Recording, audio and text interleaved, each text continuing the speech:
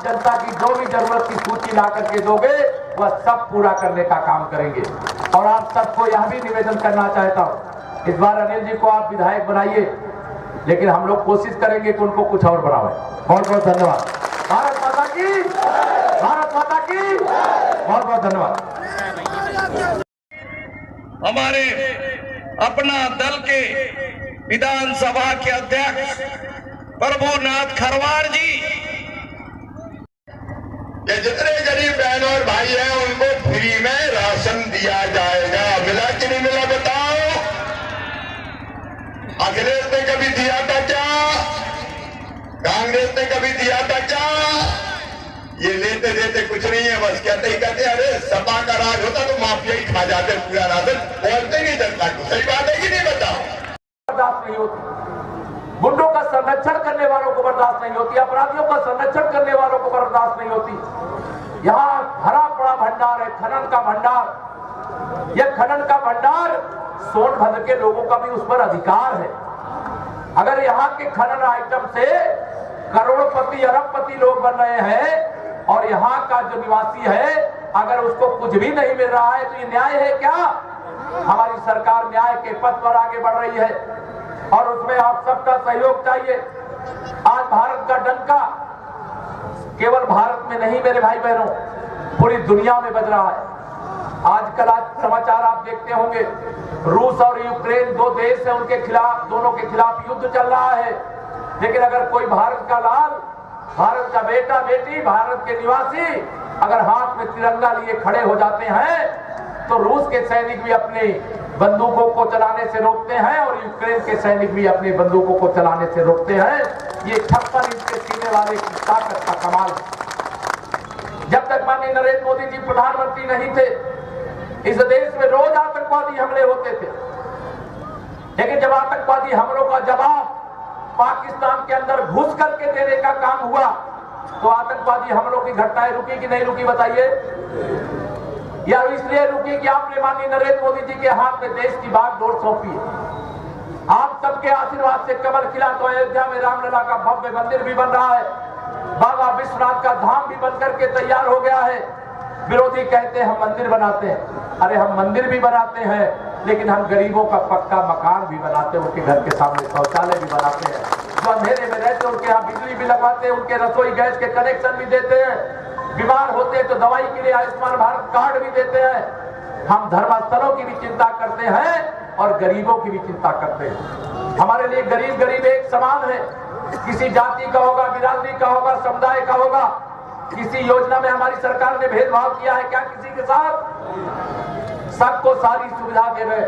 जिसे पूरे प्रदेश में मैं नारा लगाया करता हूं, 100 में 60% वोट हमारा है, 100 में 60 हमारा है, 40 में बंटवारा है और बंटवारे में भी हमारा है। बंटवारे में हमारा क्यों है?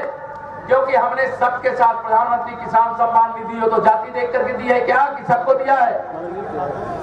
राशन सबको दिया है कि कुछ जाति देख करके दिया है कि भाजपा वाले इनको दो, ये भाजपा वाले नहीं है तो इनको ना दो? ऐसा किया है क्या हम लोगों ने? अगर ऐसा नहीं किया तो बताइए सबका वोट मिलेगा कि नहीं मिलेगा हमको? आप सबको आज मैं तारीख 4 को शाम के समय आप सबको संबोधित कर रहा हूं। 7 तारीख को आप वोट डालना है। कल शाम को प्रचार बंद हो जाएगा। 6 तारीख दिन भर आप प्रचार कर सकते हो।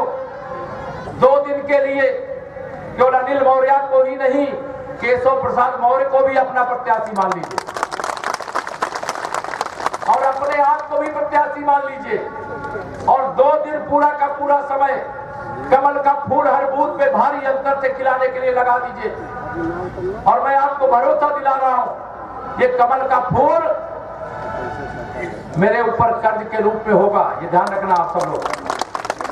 वैसे अनिल जी आपके ऐसे विधायक हैं, इतनी लंबी लंबी सूची बनाकर फिर रहे थे सड़कों की मेरे पास, क्या बस इतनी 10 और फिर 10 दे दो तो कह रहे 20 और 20 दे दो तो फिर 40 और 40 दे दो फिर 80 और वही गांव की शायद सड़क बची नहीं होगी। अनिल क्यों?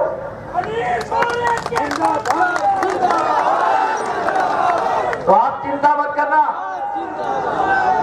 अनिल जी ने मुझे ये नहीं कहा कि मेरा घर बना दो, अनिल जी ने ये कहा है घोरावल विधानसभा के हर गांव की सड़क बना दो। और अगर अगर हर गांव की सड़क बनाने के लिए आपके विधायक ने मुझसे कहा तो मुझे बहुत खुशी हुई। मैं अनिल जी आपसे कहना चाहता हूं, नहीं जानती है माननीय प्रधानमंत्री जी को आपकी कितनी चिंता रहती है। माननीय प्रधानमंत्री जी ने कहा है कि पहली पारी 2017 से 2022 आपने बहुत अच्छा काम किया, हम पीठ थपथपाते, हमको आशीर्वाद भी दिया। आदरणीय योगी जी को, सारी सरकार को उन्होंने अपना आशीर्वाद दिया, लेकिन उन्होंने कहा 2017 से 2022 बहुत अच्छा काम किए, लेकिन 2022 में 10 तारीख के बाद फिर से आप सबके आशीर्वाद से भाजपा की सरकार बनेगी और सरकार बनने के बाद सबसे पहला काम जानते हो क्या बताया है? उन्होंने कहा है कि 18 तारीख को 10 तारीख को वोटों की गिनती होगी, 18 तारीख को होली है और होली में मेरी माताओं बहनों को गुजिया बनाना है। बनाना है कि नहीं बनाना है? तो माननीय प्रधानमंत्री जी ने कहा है कि 10 तारीख के बाद सरकार गठित होने के तत्काल बाद जो पहला काम करना है, हर माता बहन को जिन्हें प्रधानमंत्री उज्ज्वला योजना में गैस का कनेक्शन दिया गया है, सरकार एक भरा हुआ सिलेंडर उनके घर तक भिजवाने का काम करेगी फ्री में। आपको पैसा नहीं देना पड़ेगा, सरकार भेजने का काम करेगी। अब दूसरा काम भी उन्होंने बता दिया, यहाँ बहुत सारे हमारे किसान होंगे, अब किसानों की भी उनको लगातार चिंता रहती है। उनका मानना है कि जब तक किसानों की आमदनी नहीं बढ़ेगी तब तक मेरा देश और मेरा प्रदेश मजबूत नहीं होगा। तो किसानों की आमदनी बढ़े और उनके खर्चे कम हो। पहले तो उन्होंने प्रधानमंत्री किसान सम्मान निधि 2-2 हजार की 3 किस्त भेजते हैं, मिलती है कि नहीं मिलती आप लोगों को? दिल्ली से डायरेक्ट भेजते हैं, एक बटन दबाते हैं, सीधा खाते में आपके 2-2 हजार रुपया पहुंच जाता है। पहुंचता है कि नहीं पहुंचता है? अब हम लोगों को कहा है कि 10 तारीख के बाद जिन किसानों ने अपना नलकूप लगवाया है, हर महीना उनको बिजली का बिल देना पड़ता है। अब मेरे किसान वह बिजली का बिल नहीं देंगे, वह बिल सरकार अदा करने का काम करेगी। अर्थात अब सिंचाई के लिए जो आपने नलकूप लगाया है उसका जो बिल देना पड़ता है वह बिल आपको देना नहीं पड़ेगा, वो सरकार अदा करेगी। तीसरी बात बताऊं मैं आप लोगों को, अभी तक हम लोग मुख्यमंत्री सामूहिक विवाह योजना में या व्यक्तिगत विवाह अगर करने के लिए आप आवेदन करें तो एक बिटिया की शादी के लिए हम लोग 51,000 रुपया खर्चा करते हैं।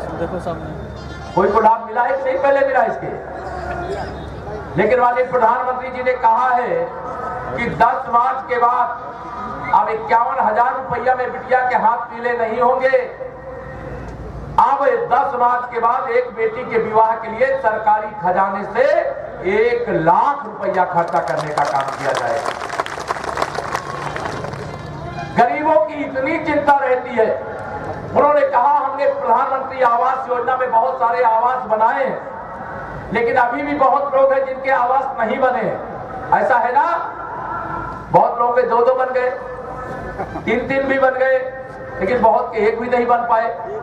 माननीय प्रधानमंत्री जी ने कहा है कि 10 तारीख के बाद जब सरकार बन जाए, ये सुनिश्चित करिएगा कि लोगों को सरकार के पास ना आना पड़े, सरकार लोगों के पास पहुंच जाए, गांव-गांव में पहुंच जाए और वहीं कैंप लगा करके ये समीक्षा कर ले। जिसको मिलना चाहिए तो मिल गया, कोई बात नहीं, उनको बधाई है, लेकिन जिनको नहीं मिला है उनकी गांव-गांव में सूची बना करके सर्वोच्च प्राथमिकता के आधार पर उनको भी प्रधानमंत्री आवास, साथ में शौचालय, रसोई गैस का कनेक्शन, बिजली का कनेक्शन, हर घर में नल से जल पहुंचाने का काम चल रहा है कि नहीं चल रहा है?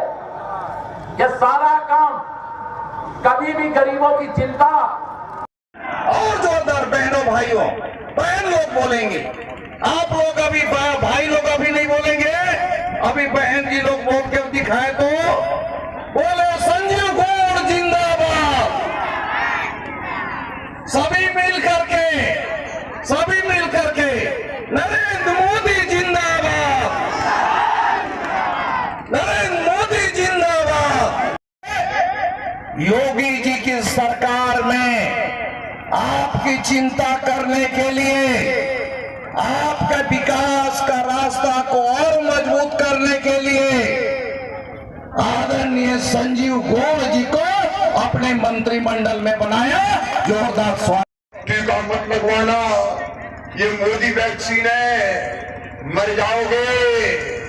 सबको मना कर रहा था अखिलेश बबुआ के मत लगवाना, और रात के अंधेरे में खुद ही लगवाया यार। अरे अखिलेश बबुआ, तुम भाषण देने लायक इसलिए बचे हो कि मोदी वैक्सीन लगवाने में भाषण देने लायक ही नहीं बनते रे। जनता की जान बची उसके कारण।